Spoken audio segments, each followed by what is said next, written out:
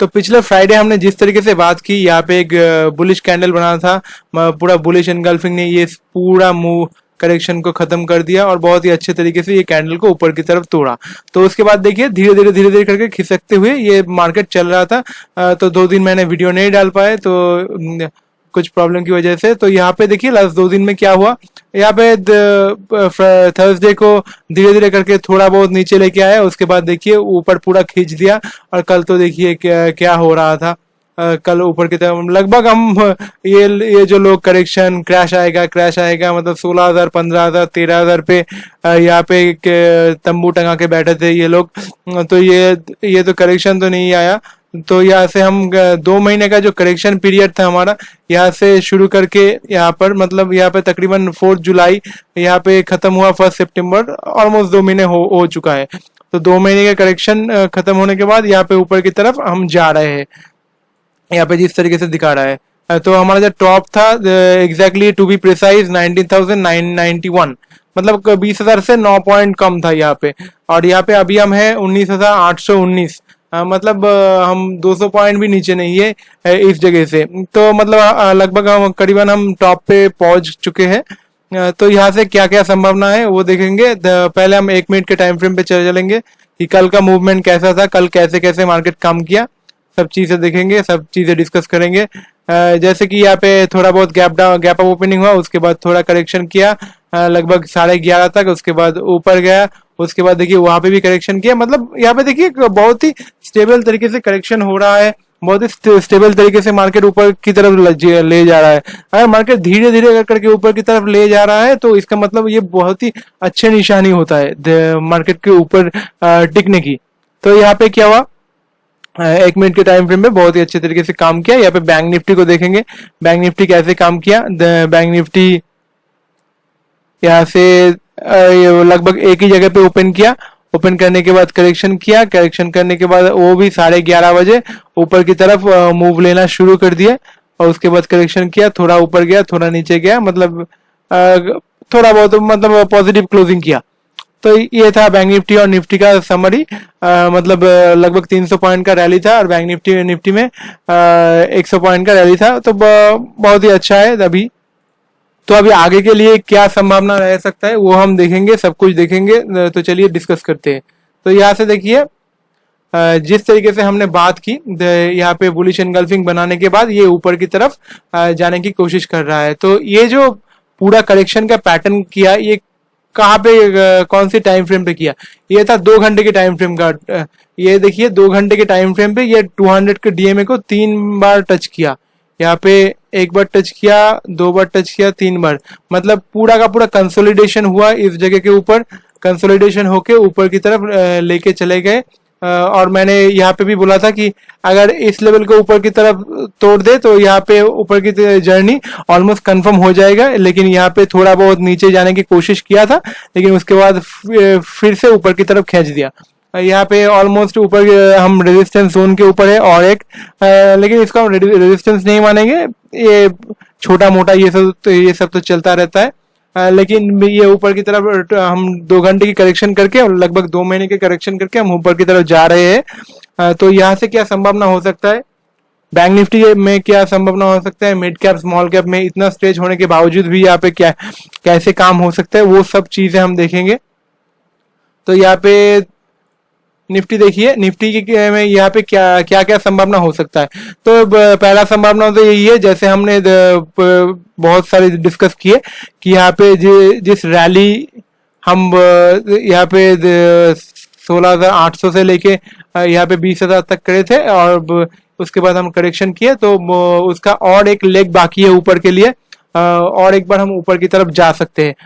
लेकिन हमने डिस्कस किया था कि यहाँ पे जो करेक्शन मैक्सिमम हो सकता है 19,100 तक, क्योंकि ये जो 62% रिट्रेसमेंट ये 19,150 तक आ रहा था, 150-60 के करीब, लेकिन वहां तक भी नहीं गया। तो ये खुद ही एक साइन है कि यहाँ पे मार्केट बहुत ही अच्छे तरीके से स्ट्रांगली काम कर रहा है, जो ये 50% करेक्शन करके ऊपर की तरफ लेके चले गए। तो यहाँ पे संभावना यही हो सकता है कि यहाँ पे और एक बार यहाँ पे टाइम वाइज करेक्शन करे और एक बार यहाँ पे आ भी सकता है, ये भी मैं कह सकता हूँ, इसका भी संभावना है। क्योंकि क्या हो रहा है कि अभी इंटरनेशनल मार्केट में भी कुछ लंबा चौड़ा कुछ नहीं हो रहा है।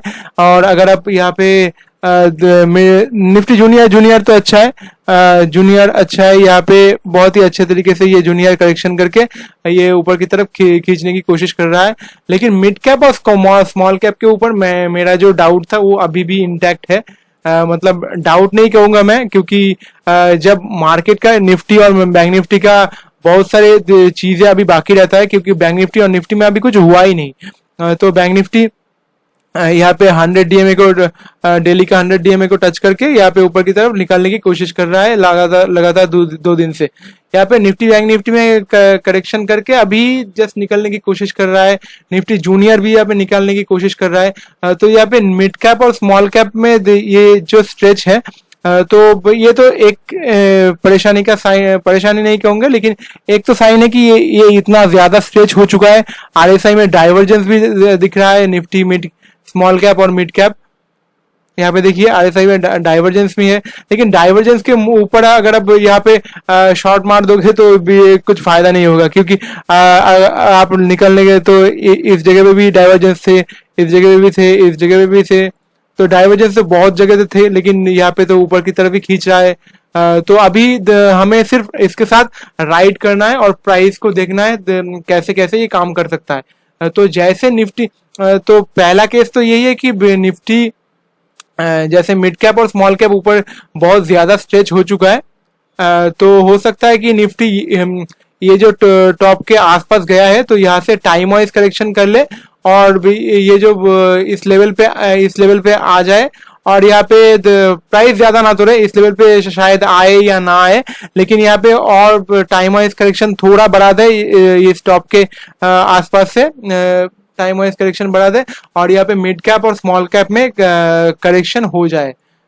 ऐसा हो सकता है, ये एक चांसेस है। लेकिन यहाँ पे और एक संभावना जिसका संभावना बहुत ज्यादा है, मैंने बोला था कि यहाँ पे ऊपर की तरफ हम जा रहे हैं 21,000 21,000, वो हम देखेंगे ऊपर की तरफ कितनी दूर हम जाते हैं। क्योंकि क्या होता है कि ऊपर जाने की संभावना क्यों है, क्योंकि जब बैंक निफ्टी में बहुत ही अच्छा करेक्शन के बाद यहाँ पे निकलने की कोशिश कर रहा है, निफ्टी भी निकलने की कोशिश कर रहा है, यहाँ पे जूनियर भी निकलने की कोशिश कर रहा है, मतलब टाइम वाइज करेक्शन करके निकलने की कोशिश कर रहा है। तो यहाँ पे मिड कैप और स्मॉल कैप यहाँ पे गिर जाएगा, उल्टे तरफ चल जाएगा, ऐसा मुझे नहीं लगता, ऐसे काम नहीं करता। क्योंकि अगर निफ्टी मिड कैप और स्मॉल कैप को गिरना होता तो यहाँ पे जब निफ्टी करेक्शन कर रहा था बहुत सारी जगह पे, इस जगह पे, तो इसके पास वजह थे कि नीचे की तरफ गिर जाए, लेकिन ये गिरा नहीं, ये ऊपर की तरफ लेके आए।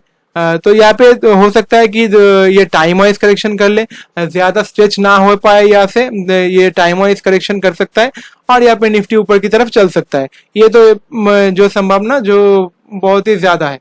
और एक संभावना जो मैंने बोला था कि यहाँ पे निफ्टी टॉप के आसपास से टाइम वाइज करेक्शन कर ले, बैंक निफ्टी भी अपना टाइम वाइज करेक्शन कर ले, क्योंकि ये सब साइमल्टेनियसली एक दूसरे के साथ जुड़ा हुआ है। तो अगर ये करेक्शन करेगा तो पूरा मार्केट भी करेक्शन कर सकता है, एक साथ चल सकता है।